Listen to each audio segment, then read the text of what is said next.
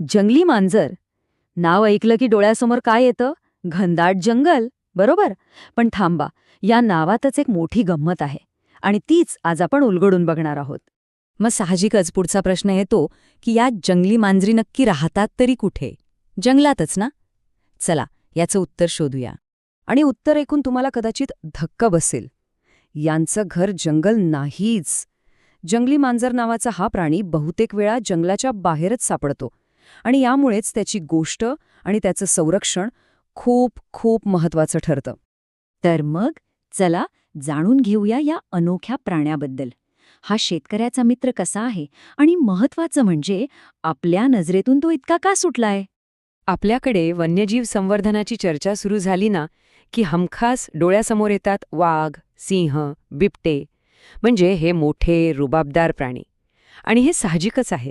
पण या मोठ्या प्राण्यांवर लक्ष केंद्रित करताना जंगली मांजरासारखे लहान पण परिसंस्थेसाठी तितकेच महत्वाचे जीव नकळतपणे दुर्लक्षित राहतात. तर कोण आहे हे जंगली मांजर? सोप्या भाषेत सांगायचं तर ही आशिया खंडात सगळीकडे आढळणारी एक लहान मांजर प्रजाती आहे. आणि तिचं सगळ्यात मोठं वैशिष्ट्य, तिला घनदाट जंगलं अजिबात आवडत नाहीत.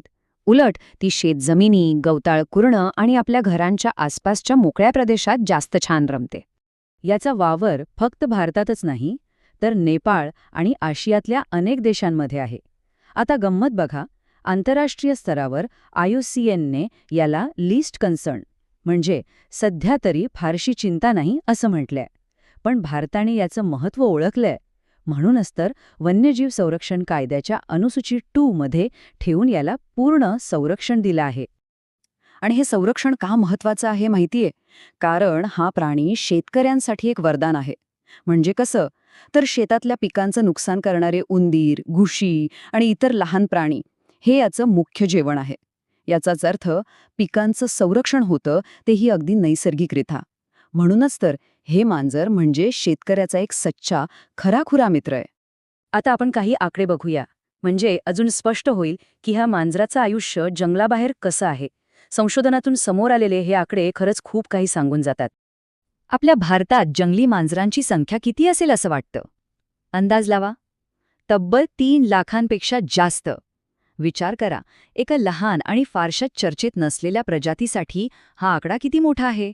आणि ही संख्या सगळ्यात जास्त कुठे आहे तर मध्य प्रदेश, राजस्थान आणि ओडिशा या राज्यांमध्ये. यावरून एक गोष्ट अगदी स्पष्ट होते की ह्या मांजराने भारताच्या खूप मोठ्या भूभागावर आपलं घर बनवलं आहे. आणि आता येतो सगळ्यात महत्वाचा मुद्दा. हा जो तक्ता दिसतोय ना, तो सगळं काही स्पष्ट करतो. जंगली मांजर घनदाट जंगलं अक्षरशः टाळतं. त्याची खरी पसंती आहे शेतजमिनी, गवताळ प्रदेश, पाणथळ जागा आणि खुरटी जंगलं. म्हणजे सोप्या भाषेत सांगायचं तर जिथे माणूस आणि शेती आहे तिथेच हे मांजर आहे. पण माणसाच्या इतकं जवळ राहणं म्हणजे कसं, एक दुधारी तलवार आहे. कारण संरक्षित जंगलांच्या बाहेर राहिल्यामुळे या मांजरांना अनेक नव्या, आधुनिक धोक्यांना तोंड द्यावं लागतंय. हे धोके कुठले आहेत? बघा, एक तर त्यांचा नैसर्गिक अधिवास तुटतोय. मग रस्त्यांचं जाळं आणि त्यावरून सुसाट जाणाऱ्या गाड्या, त्या तर त्यांच्या जीवावरच उठल्या आहेत. वाढतं शहरीकरण आहेच, काही ठिकाणी शिकार होते, पाळीव मांजरांसोबत संकर होतोय आणि सगळ्यात मोठा धोका म्हणजे भटक्या कुत्र्यांचे हल्ले. या सगळ्या आव्हानांच्या चक्रव्यूहात ते बिचारे अडकले आहेत. मग या चक्रव्यूहातून त्यांना बाहेर कसं काढायचं? यासाठी आपल्याला संवर्धनाच्या पारंपरिक चौकटीच्या म्हणजे फक्त राष्ट्रीय उद्यानं आणि अभयारण्य यांच्या बाहेर जाऊन विचार करण्याची गरज आहे. फक्त जंगलं वाचून हे काम होणार नाही. आणि हाच या संपूर्ण अभ्यासाचा गाभा आहे. हे वाक्य खूप महत्वाचे आहे. वन्यजीव संवर्धन केवळ संरक्षित क्षेत्रांपुरते मर्यादित राहू शकत नाही. मग करायचं काय? तर एक नवी योजना हवी.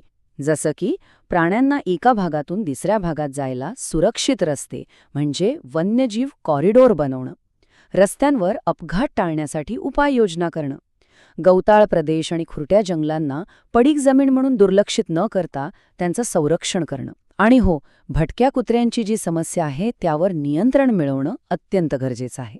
जर आपण असा दृष्टिकोन स्वीकारला तर त्याचा फायदा फक्त वन्यजीवांनाच नाही तर माणसालाही आहे. कारण हेच तर जैवविविधता संरक्षणाला शेती आणि ग्रामीण जीवनमानाशी जोडतं. यातून एकच गोष्ट सिद्ध होते, निसर्ग आणि माणूस एकमेकांचे शत्रू नाहीत तर सहकारी आहेत. ते अगदी गुण्यागोविंदाने एकत्र नांदू शकतात.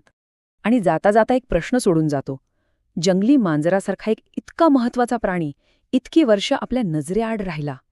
जरा विचार करा, असे आणखी किती जीव असतील जे आपल्या आजूबाजूलाच राहतात, पण आपल्या त्यांच्याकडे लक्षही जात नाही. जर आपल्या अवतीभवती नजर टाकून बघा, कदाचित उत्तर तिथेच कुठेतरी सापडेल.